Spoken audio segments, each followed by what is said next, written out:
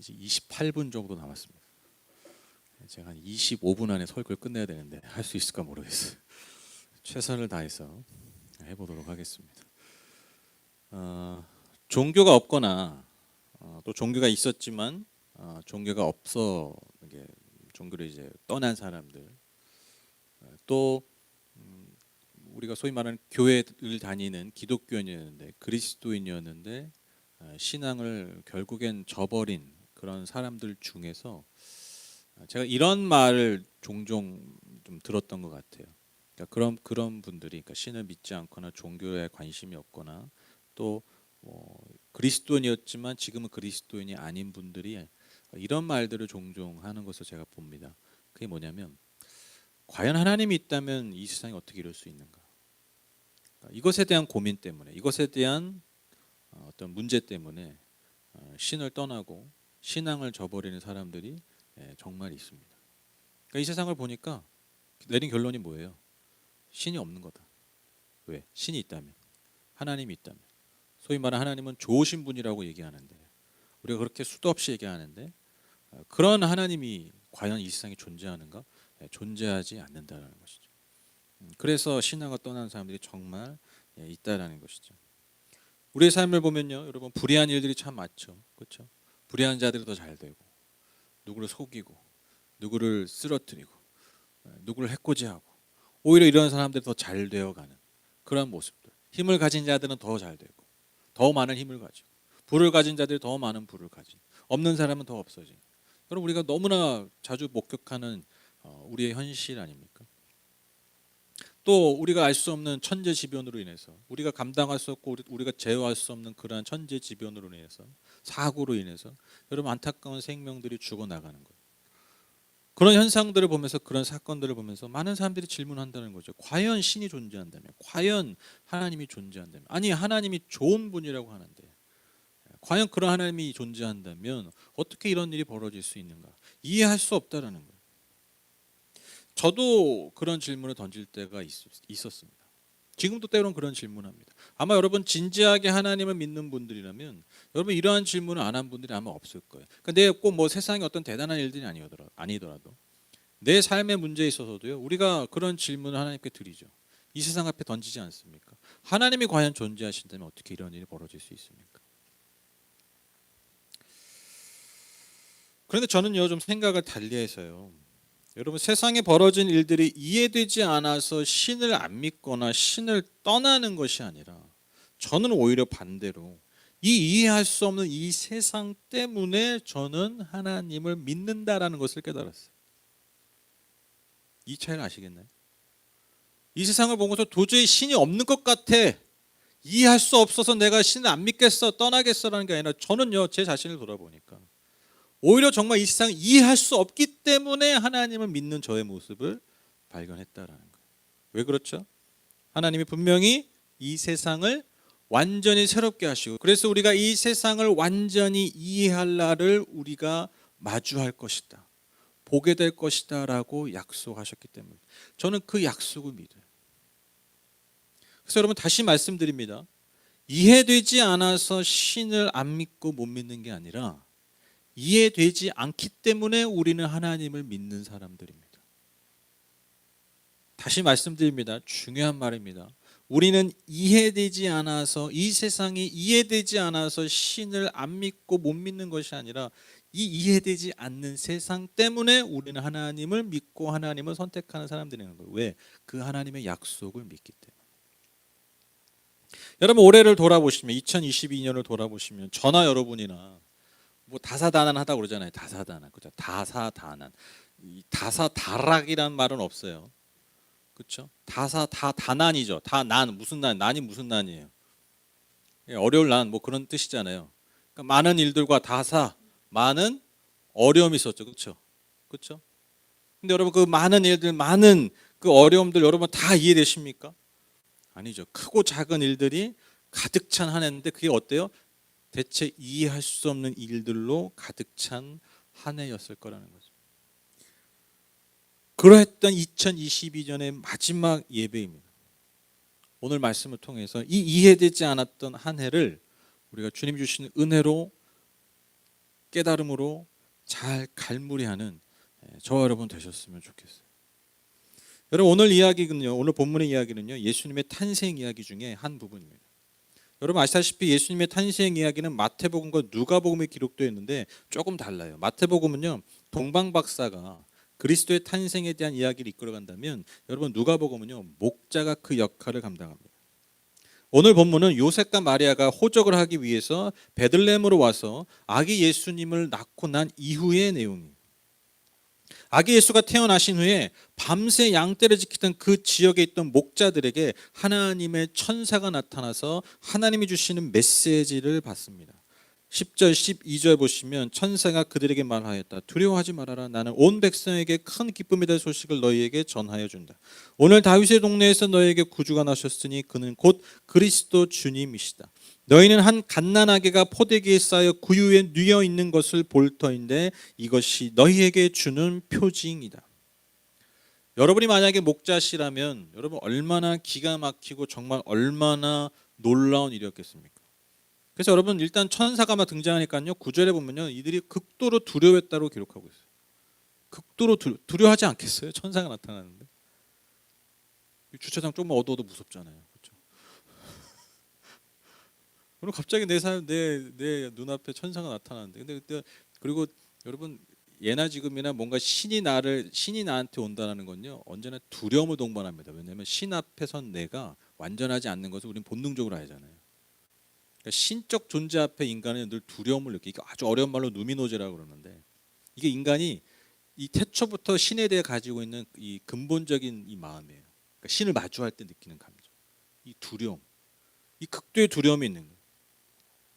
그런데 그 두려움을 넘어서는 더 놀라운 메시지가 그들에게 전해집니다. 그게 뭡니까? 너희가 온 세상을 구원하실 메시아 그리스도가 탄생하는 것을 목격할 것이다.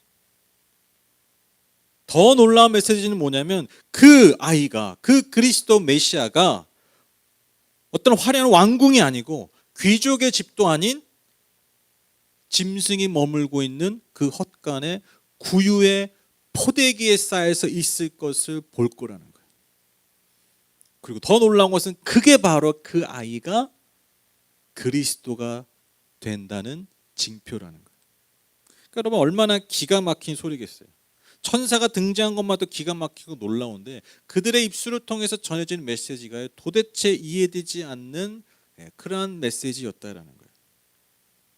어찌됐건 여러분 목자들은요, 베들레헴 성으로 정말 들어가서 천사들의 말을 확인했습니다. 그리고 정말 거기서 요셉과 마리아와 함께 구유에 뉘어 있는 아기 예수를 발견하게 됩니다. 그리고 거기 모인 모든 사람들에게 오늘 그들이 들었던 천사들이 했던 메시지를 전하죠. 여러분 당연히 여러분 사람들이 그 말을 잘 이해하지 못합니다. 받아들이지 못해요. 그런데 누구는 그 말을 이해하고 받아들였습니까? 마음에 새겼습니까? 마리아만 그 목자들의 말을 귀담아 들었어요. 마음에 담았어요. 그리고 그 후에 목자들은 자신들에게 벌어진 이 놀라운 일들을 목격하고 돌아가면서 하나님께 영광을 돌리며 찬양했다라고 기록하고 있습니다. 제가 한번 생각해 봤어요. 내가 만약 목자라면 하나님께 어떤 찬양을 드릴까? 여러분 어떤 찬양을 드릴 것 같으세요? 와, 메시아가 탄생했다, 할렐루야, 호산나 다윗의 자손이요, 물론 이런 찬양했겠죠. 하나님께 영광 돌립니다, 우리를 구원하소서, 여러 가지 찬양을 들었겠죠. 근데 여러분 정말 그들이 반드시 이 고백을 드렸을 거라고 믿어요. 그게 뭐냐면, 이렇게 천한 나와 같은 존재에게 찾아오신 그 하나님의 은혜를 찬양했을 거예요.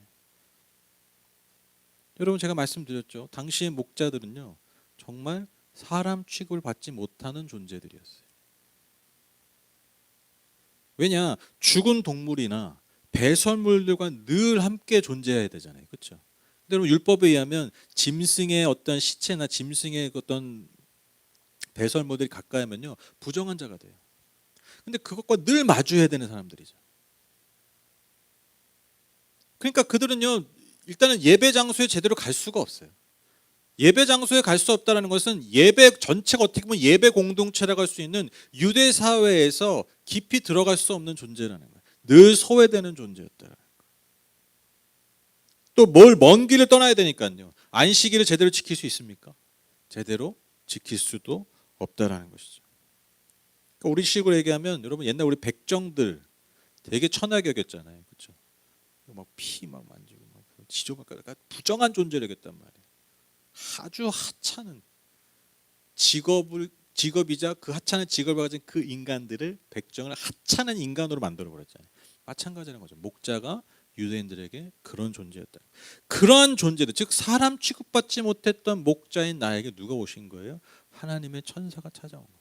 그리고 이 놀라운 메시지, 이 놀라운 메시지들을 그들의 입을 통해서 전하게 하셨고 확증하게 하셨고 그들의 입을 통해서 하나님이 찬양 받으셨다. 여러분 보다시피 여러분 또한 다 아시다시피 예수님의 탄생 이야기는요 사실 이해할 수 없는 이야기들로 가득 차 있습니다. 일단 여러분 남자를 알지 못하는 여자의 몸으로 예수님이 오신 것이죠. 이해할 수 없죠. 그리고 여러분 그 예수님이 나신 곳이 어디예요? 무슨 왕궁이 아니에요. 여러분 그 석가모니 아시죠?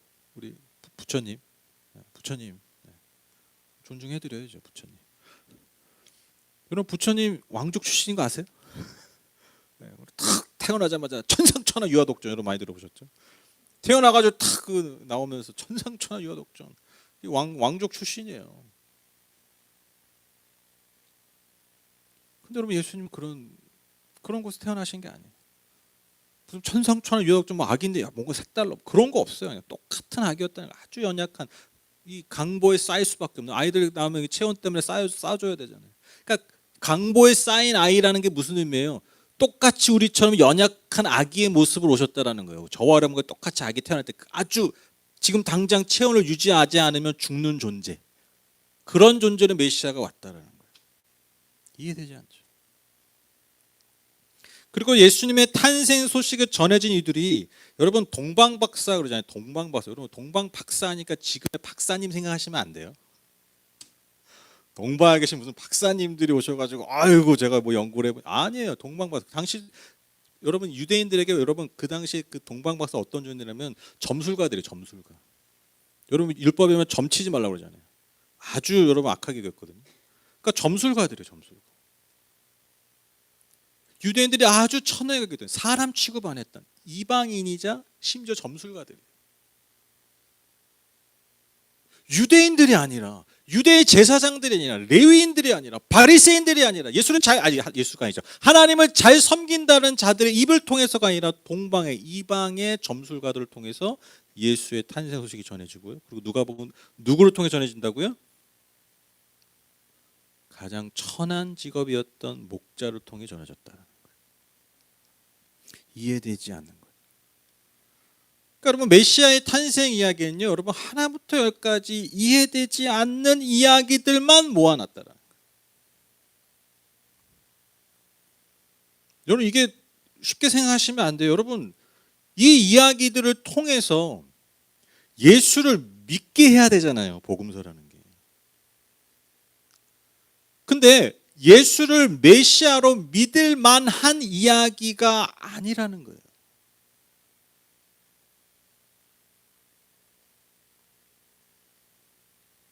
여러분 인간은요 자신을 광고할 때 자신의 이력을 좀 과장하잖아요, 그렇죠? 좀 수정하죠, 그렇죠? 그래서 여러분 그 뭐 교회 연보나 교회 역사 뭐 이런 담긴 뭐 이런 것도 보면요, 와 진짜 뭐 예수님 다음이야, 그렇죠? 이건 뭐 천상의 교회야, 막 이런 거 있잖아요, 그렇죠? 이게 좀 과장이 있어요, 좀 삭제도 있고요, 왜곡이 없을 수가 없어요. 왜? 이걸 통해서 우리를 증명해야 되기 때문에. 근데 여러분 예수님의 탄생 이야기는요. 당시 사람들이, 당시의 유대인들이, 당시의 이방인들, 헬라 문화에 젖어 있는 이방인들이 보기에는요. 이 존재, 이 예수라는 존재를 도대체 메시아로 인정할 수 없는 이야기 투성이라는 거예요. 제가 말씀드렸죠. 그래서 복음서는요. 복음서를 쓴 사람들은요. 예수에 대한 기록을 그냥 증언한 것뿐이에요. 증언. 근데 여러분 놀라운 게 이게 능력이었다라는 거예요. 그럴싸하게 만든 게 아니라 이해되지 않는 이야기들을 그저 뭐 한 거예요? 증언한 거예요. 왜? 내가 본 게 그거니까. 내가 아는 게 그거니까. 사람들이 그것을 이해하든 이해하지 못하든, 받아들이든 받아들이지 못하든, 교회와 사도들의, 그 사도들의 제자들, 그 성도들이 늘 품었던 자세가 뭐라고요? 그냥 증언할 뿐이라는 거예요. 제가 그런 생각이 들더라고요. 여러분, 비단 예수님의 이야기만 이해할 수 없을까? 여러분, 저와 여러분의 삶도 이해할 수 없는 거 투성 아닙니까? 그렇죠? 그냥 우리가 살아도 여러분 이해할 수 없는 일들이 투성을 우리 삶에 벌어지지 않습니까? 그렇죠? 뭐 하루에도 막 이해할 수 없는 일이 벌어지잖아요. 그렇죠? 그렇죠? 이해할 수 없는 인간들이 만나시죠. 그렇죠?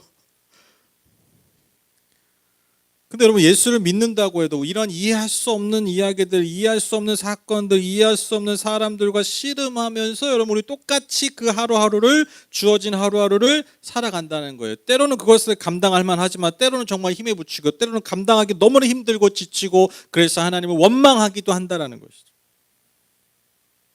그래서 여러분, 이해할 수 없는 일들이 우리의 삶에 벌어질 때 우리의 자연스러운 인간적인 너무나 당연한 반응이 뭐냐면요, 원망하게 되고요, 불평하게 됩니다. 낙심하게 됩니다. 그리고 신앙인들은 그 최종적 화살이 누구에게 갑니까?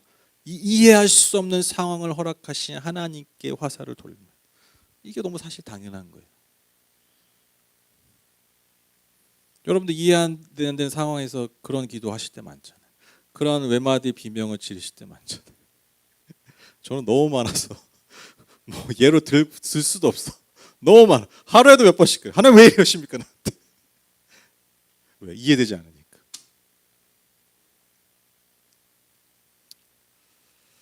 제가 하나님 왜 자꾸 나한테 이해되지 않는 일 나한테 주십니까? 라는 그런 마음을 가지고 있었을 때, 그런 기도를 했을 때 제가 그런 생각이 들었어요. 내가 구원받은 건 이해되나? 이해되는 일일까? 내가 하나님의 자녀로 사는 게 이게 이해되는 일일까? 과연? 그러니까 상식적으로. 그러니까 하나님의 상식으로. 내가 하나님의 자녀라고 얘기하고, 내가 그리스도인입니다 얘기하고, 내가 구원받은 백성입니다, 내가 하나님의 자녀입니다, 하나님의 능력 있는 권세 있는 자녀입니다 라고 당당하게 얘기하세요. 당신 구원받았습니까? 당연히 구원받았죠. 제 믿음으로 구원받았어요. 저는 구원받은 사람이에요. 이렇게 너무나 당연하게 얘기하고 있는데, 이렇게 살고 있는데, 이렇게 인식하고 살고 있는데, 사실 정말 객관적으로 볼 때 그게 이해될 만한 일인가? 여러분, 이해되세요? 정말 미스테리 아니에요? 여러분, 저 여러분이 구원받은 백성이라는 게 여러분 이해되세요? 여러분, 우리가 만약에 이스라엘 백성들 40년 광야 생활했던 이스라엘 백성들과 위치와 시간 딱 바꿔서 우리가 거기에 있다고 생각해 보세요. 우리가 불뱀에 물려서 죽었을까요, 안 죽었을까요? 마라의 쓴물을 먹었을까요, 안 먹었을까요?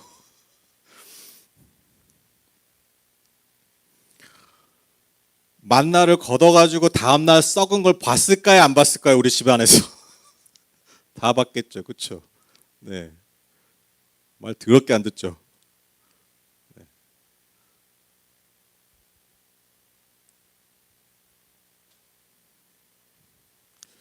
여러분, 우리가 어디 가서 누구 앞에서 내가 그리스도인입니다 라고 얘기할 수 있는 게 이게 사실요 보통 일이 아니에요. 상식적인 게 아니에요. 당연한 게 아니라는 거예요. 이해할 수 없는 일이라는 거죠. 여러분, 왜 예수님께서는 이해할 수 없는 이야기 투성으로 이 땅에 오셨을까? 왜 그럴 만한 그럴듯한 이야기를 오시지 않으셨을까? 저는 이게 아주 중요한 점을 생각하는데, 이게 여러 가지 해석이 가능한데, 저는요 오늘 저와 여러분이 나누고 싶은 말씀이 뭐냐면, 왜 예수님이 이와 같이 이해되지 않는 이야기들로 이 인생 가운데 오셨느냐? 이유가 있어요. 이해되지 않는 저와 여러분의 인생 때문입니다.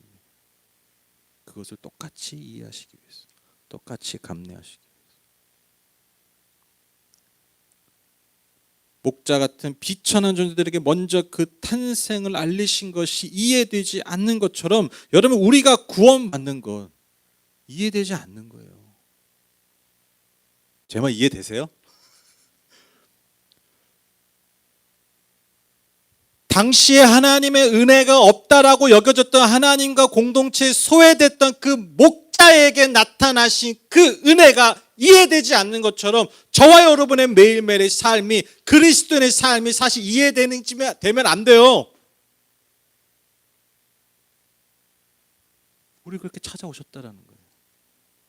우리가 그런 은혜를 입은 자들이라는 거예요. 아유, 목자들이 옛날에 천했는데 하나님 은혜를 받았네. 다른 사람 이야기가 아니라는 거예요. 이 당시에 천한 사람 이야기가 아니라 바로 우리의 이야기라는 거예요. 이 이해되지 않는 이야기가 저와 여러분의 이야기라는 거예요. 그래서 여러분, 구원은요, 은혜잖아요, 은혜.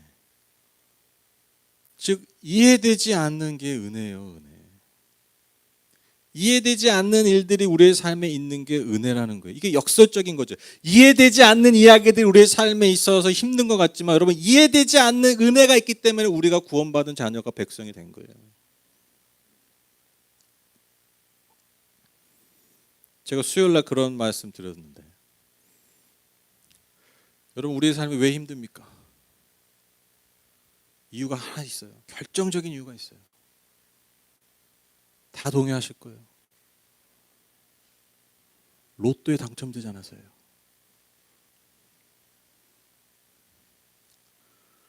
우리 인생 여러분 왜 힘듭니까?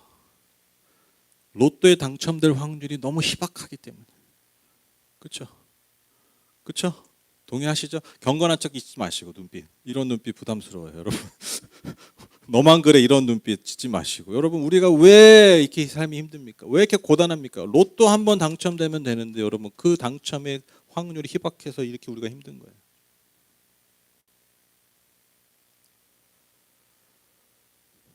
근데 제가 요즘 오토바이 타잖아요. 아무래도 좀 위험하잖아요. 이렇게 위험한 순간들이 있어요. 큰일 날 뻔했다. 그럴 때가 있어요, 진짜. 하루에도 있어요. 몇 번씩 있어요. 제가 그때 뭘 깨달은 줄 아세요? 우리의 삶에 로또가 당첨될 확률이 희박해서 힘든 것 같지만 우리가 큰일 날 뻔했다라는 그 위기 가운데, 그 어려운 가운데 우리가 큰일 날 뻔한 게 아니라 큰일 정말 나지 않아서, 큰일 나지 않을 확률이 희박했기 때문에 우리가 지금 이 자리에 나와서 예배할 수 있는 겁니다. 희박한 게 고통 같지만 우리의 삶의 수많은 희박함 때문에 우리가 지금 생명을 가지고 살고 있어요. 그럼 뭐 선택하실래요? 로또의 당첨이 희박하지 않은데 위기도 안 희박해.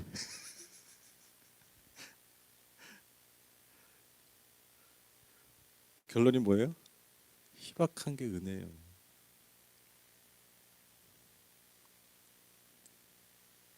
여러분, 비행기가 떨어지지 않을 확률이 희박하잖아요. 여러분 다 차 타고 오셨잖아요. 교통사고 확률이 꽤 있죠. 근데 그 확률이 희박하잖아요. 알게 모르게 여러분 그런 것들이 우리를 지키고 있는 거예요. 알게 모르는 하나님 은혜가 우리를 지키고 있는 거예요. 우린 그건 모르죠. 내 삶의 어려움이 이해되지 않는 것만 여러분 내가 집중하다 보면 하나님 은혜가 어디 있어요? 지난 한 해 돌아보니까 이해되지 않는 것 투성이, 이해되지 않는 상황과 이해되지 않는 이야기들이 내 삶에 너무 많아. 하나님 도대체 무엇인 거야 2022년 동안. 근데 이해되지 않는 은혜 때문에 마치 목자를 찾아가신 그 하나님의 은혜처럼 저 여러분이 영원한 생명을 말하고 노래하고 찬양하고 예배할 수 있는 것입니다. 결론을 맺겠습니다. 저는 명절 때마다 이해되지 않는 일이 있어요. 어머니들이 맨날 힘들다고 하면서 음식 상다리 부러지려 하는 거예요. 내년에 제발 하지 말아라. 또 해. 하고 나서 맨날 힘들대. 이해되지 않아요. 옛날에 저희 아버지가 막노동을 하셨었어요. 연탄 배달도 하시고, 연탄 배달하시다가 힘드시면, 수입이 부족하시면 막노동도 하시고 그러셨거든요. 정말 과장이 아니라, 정말 과장이 아니라 이 손바닥 여기가 진짜 돌덩이 같았어요. 정말. 그리고 여러분, 진짜 거짓말 아닙니다. 이 알통이요, 이게 삼두라고 그러나요? 이게 산처럼, 진짜 과장 같죠. 이렇게 과장 같죠. 진짜 이랬다니까. 이거 안 믿잖아. 정말 그랬어. 네. 그 돌덩이 같은 손이 그 어린 나이에 이해되지 않았어요. 여러분, 새벽부터 일어나서 부르짖어 기도하는 그 기도에 여러분 이해되십니까? 여러분, 지금 이 밤에 서울에서 일 끝나고 각자 일터에서 오늘 좀 쉬는 날인데 이 예배당에 와서 예배드리는, 여러분, 이게 이해되십니까?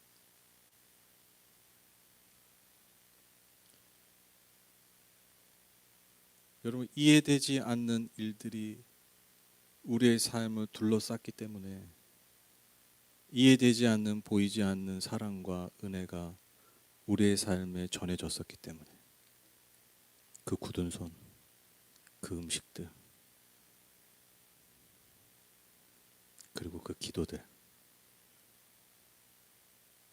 그 이해되지 않는 것들 때문에 저와 여러분들이 지금 이 시간 존재할 수 있습니다. 가장 궁극적으로 이해되지 않는 예수 그리스도의 십자가, 이 십자가의 희생이 있었기 때문에 여러분, 우리는 2022년 이 마지막 순간을 하나님 앞에 예배함으로 드릴 수 있는 것입니다.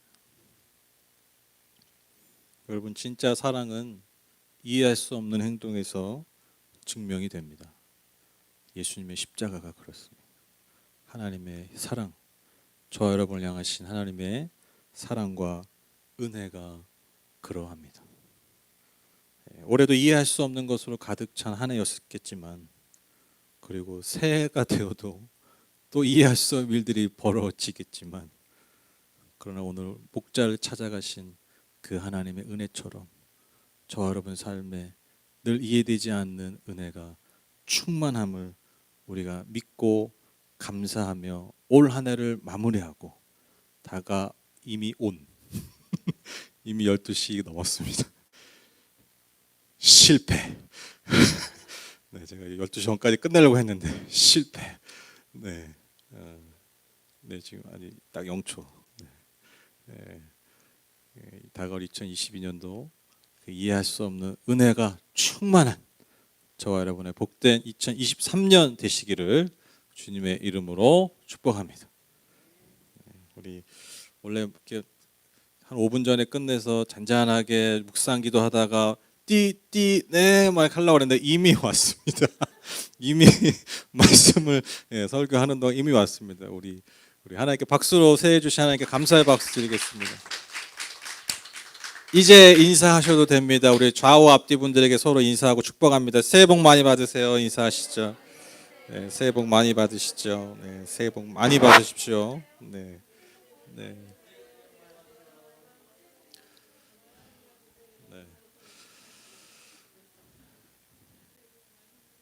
네. 그럼 오늘 같이 기도하실까요?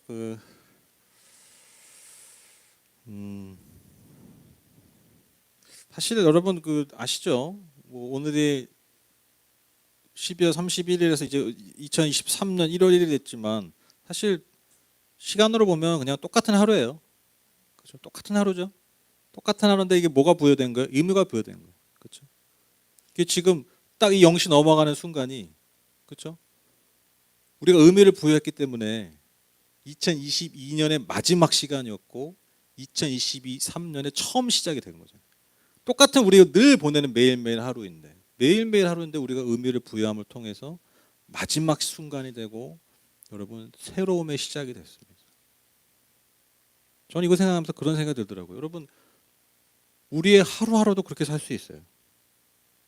우리 하루하루가 정말 나에게 주어진 마지막으로 산다간다면, 그리고 매일매일 내게 주어진 하루가 새로운 하루라고 생각한다면, 그렇게 내가 의미를 부여한다면, 여러분 그 하루의 의미가 달라지겠죠, 그렇죠? 마지막이라는 마음을 가지면 겸손해지겠죠, 그 하루로. 그런데 새로운 날이라고 생각한다면 또한 새로운 소망이 생기겠죠, 그렇죠? 그러니까 내가 어떻게 의미를 주냐, 여기에 달려 있는 것 같아요, 그렇죠?